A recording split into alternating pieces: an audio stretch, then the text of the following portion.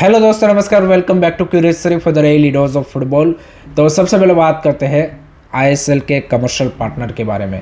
तो genius sports, जो कि एआईएफएफ की ओर से प्रीफर्ड बीडर है for the ISL commercial partner role, उन्होंने कल एआईएफएफ एंड आईएसएल के सभी क्लब्स एक्सेप्ट मोहन बगान की, जिन्होंने मीटिंग अटेंड नहीं किया था, उन सब के सामने अपना जो आईएसएल का रोड मैप है उसको पिच किया, जहाँ पे मेनली उन्होंने data technology and fan engagement को किस तरीके से आईएसएल में एनहांस किया जाए, इंक्रीज़ किया जाए, उसके बारे में अपना जो प्लान है वो सभी के सामने रखा।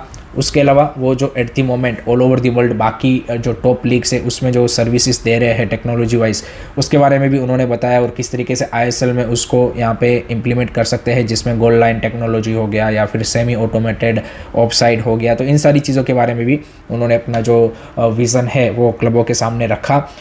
इसको एआईएफएफ के डिप्टी जनरल सेक्रेटरी ने एक बढ़िया प्रेजेंटेशन बताया कि भाई ज़बरदस्त प्रेजेंटेशन उन्होंने दिया है एंड उन्होंने काफ़ी तारीफ़ भी की। उसके अलावा जो north east United FC and Jamshedpur FC के सीईओ है, उन्होंने भी जो जीनियस स्पोर्ट की कैपेबिलिटीज़ या फिर ऑल ओवर द वर्ल्ड उनका जिस तरीके से यहाँ पे स्पोर्ट्स में काम है उसको यहाँ पे प्रेज़ किया। एफसी गोवा के जो सीईओ है, उन्होंने यहाँ पे और ज़्यादा क्लैरिटी की डिमांड की, पर्टिकुलरली कि भाई इंडियन फुटबॉल के इकोसिस्टम में किस तरीके से यहाँ पे आप बाकी चीज़ों को यहाँ पे मैनेज करेंगे उसके रिगार्डिंग। तो ओवरऑल प्रेजेंटेशन अच्छा गया है एंड जिस तरीके से चीज़ें मूव फॉरवर्ड हो रही है उससे तो यही दिख रहा है कि जीनियस स्पोर्ट ही यहाँ पे नया कमर्शियल पार्टनर बनेगा। इसके बाद अब एआईएफएफ के एक्सको कमेटी के सामने उनका प्रेजेंटेशन होगा एंड देन फाइनल यहाँ पे एआईएफएफ की जो जनरल बॉडी की मीटिंग होगी उसमें उनको अप्रूव किया जाए। So it's most likely Genius Sport ही यहाँ पे आईएसएल का नया कमर्शियल पार्टनर बनेगा। लेट्स सी किस तरीके से वो लीग को इवॉल्व करते हैं and as we all know कि यहाँ पे आप बाहर से कितनी भी लीग को बढ़िया कर दे, the most important part is gonna be the football aspect. On the field football अगर बढ़िया नहीं होगा तो बाकी सारी चीज़ें आप कपड़े कितने भी अच्छे पहना लो, चीज़ें वर्क नहीं करती। और ये हमने यहाँ पे लास्ट 10-11 ईयर्स में भी आईएसएल में देखा है। So that is the most challenging part for every stakeholder, not only for commercial partner. आपको लीग को सस्टेनेबल बनाने के लिए, वायबल बनाने के लिए, that is the most important part. So देखते हैं किस तरीके से चीज़ें मूव फॉरवर्ड होती है। आपका क्या थॉट है, आपकी क्या ओपिनियन है, कमेंट सेक्शन में ज़रूर बताइएगा। नेक्स्ट उसके बाद बात करते हैं कल खेले गए आईएसएल के धमाकेदार मैच के बारे में, कि जहाँ पे केरला ब्लास्टर ने स्टॉपेज टाइम में भाई वो मताइस हर्नांडिस के हेडर से ओडिशा एफसी को 2-1 से हरा के क्रूशियल 3 पॉइंट अपने नाम कर लिए है and this is there third victory of this season and लगातार पिछले 4 मैचेस से वो अनबीटन जा रहे हैं। सो स्टार्टिंग के जो 6 मैचेस में उनका एक बुरा वक्त था उसको अब वो यहाँ पे मूव पास्ट कर चुके हैं एंड स्लोली एक मोमेंटम यहाँ पे केरला ब्लास्टर ने last phase of the league में हासिल किया है।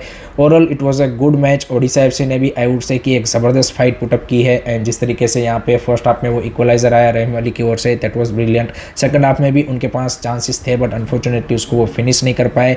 Referring I would say overall जिस तरीके से इस मैच में हुई है, again this is a big concern. यहाँ पे इस सीज़न की रेफरिंग काफ़ी पुअर कंडीशन में हमें देखने को मिल रही है एंड कहीं ना कहीं कॉम्प्रोमाइज्ड होती हुई भी दिख रही है। So that is the bigger concern but overall match was great and crucial 3 point for Kerala blaster. Fans भी कुछ स्टैंड्स में आज ज़्यादा दिखे थे, तो अब जो वो मैनेजमेंट वर्सेस फैंस का पूरा यहाँ पे इश्यू है, फाइट है, वो अब देखते हैं कि किस तरीके से किस मोड पे आगे बढ़ता है। But at the moment on the field Kerala blaster is producing result and they are out of the relegation zone. So that is the most important thing for the club. आपका क्या मानना है, आपके क्या थॉट्स है, do let me know in the comment section. Third बात करते हैं आज से किक ऑफ हो रहे आईएफएल के प्रमोशन प्लेऑफ के बारे में, कि जहां पे लीग फेज में जो टेबल में टॉप 6 टीमें थी वो अब एक दूसरे के सामने single leg round robin format में मैचेस खेलेंगे एंड उसके बाद जो टेबल बनेगा उसमें जो टीम टॉप पे होगी they will be the champion of IFL and they get the promotion into the ISL. At the moment Diamond Harbour is looking favorite because 5 point वो क्लियर है एंड जो लीग फेज का table है उसको ही यहाँ पे कैरी फॉरवर्ड किया जाएगा। उसमें ही जो मैचेस आप जीतोगे, हारोगे, ड्रॉ करोगे, उसका जो पॉइंट है वो वहीं पे एड अप होगा। तो 5 पॉइंट वो अभी क्लियर है स्निधि डेक्कन, शिलोंग लाजोंग और उन सब से। सो देखते हैं कि क्या शिलोंग लाजोंग, स्निधि डेक्कन ये सब यहाँ पे फाइट बैक कर पाते हैं या फिर डायमंड हार्बर हमें क्लियर विनर देखने को मिलता है। आपकी क्या प्रेडिक्शन है, आपकी क्या थॉट्स है, कमेंट सेक्शन में ज़रूर बताइए। Now let's move on to the world football. So FIFA world cup is less than 50 days away from kick off and उससे पहले जो कुछ बड़े कंट्रीज़ हैं उनके जो सुपरस्टार प्लेयर्स हैं उनके इंजरी के कंसर्न निकल के आए हैं, जिसमें लमीन यमाल रिसेंटली मैच के दौरान बारसा के लिए इंजर्ड हो गए थे। बट अच्छी न्यूज़ ये है स्पेन के लिए कि ज़्यादा सीरियस इंजरी है नहीं, हैमस्ट्रिंग इंजरी है। सो वो बारसा के लिए तो उनका सीज़न ख़त्म हो चुका है, बट वर्ल्ड कप से पहले वो अवेलेबल हो जाएंगे। So that's a big relief for the Spain. On the other side तुर्की के भाई one of the key player Arda Guler भी भाई यहाँ पे इंजर्ड हो चुके हैं एंड उनका भी रियल मैड्रिड के साथ सीज़न ख़त्म हो चुका है, बट तुर्की के लिए वो अवेलेबल हो जाएंगे। So that's good.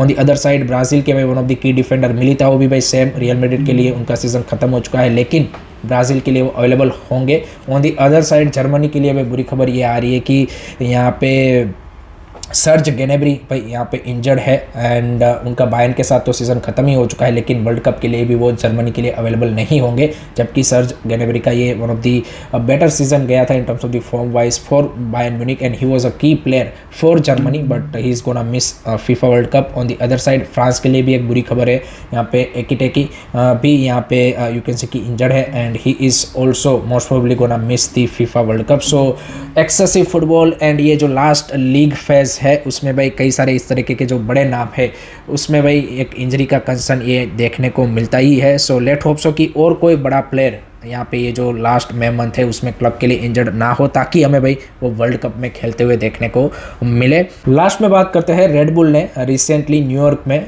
दुनिया का one of the best training facility को अनवील किया है, जो कि यहाँ पे at the cost of $100 million बना है। 80 एकर्स में ये पूरा फैसिलिटीज़ बना हुआ है एंड जिसमें 8 ट्रेनिंग पिचेस है, जिसमें first team, second team and youth team सभी साथ में यहाँ पे ट्रेनिंग कर पाए, उस तरीके की फैसिलिटीज़ को यहाँ पे डिज़ाइन किया गया है। एंड ब्राज़ील की जो टीम है वो यहाँ पे अपकमिंग फीफा वर्ल्ड कप में इसको एज अ बेस यूज़ करने वाले हैं एंड जो उनके ग्लोबल फुटबॉल हेड है अर्गन क्लोप, उन्होंने भी इस इवेंट को अटेंड किया था एंड वहाँ पे उन्होंने बताया कि किस तरीके से रेड बुल यहाँ पे अपने जो अपकमिंग जनरेशन ऑफ प्लेयर्स हैं उनको डेवलप करना चाहते हैं। So this is something really you can say कि world class facility. So that's it from my side guys regarding today's football news. I hope कि आपको वीडियो पसंद आया होगा। Keep supporting this channel, don't forget to like, share and subscribe curiously. जय हिंद, जय भारत।